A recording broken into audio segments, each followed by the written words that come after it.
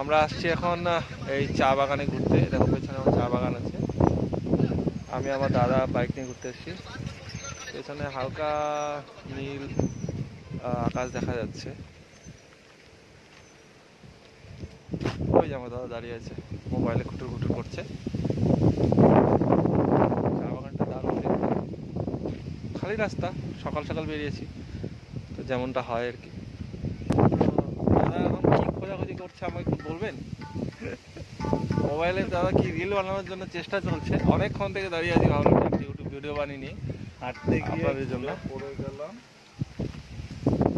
বেশি মানুষ নিলে যা হয় আর কি।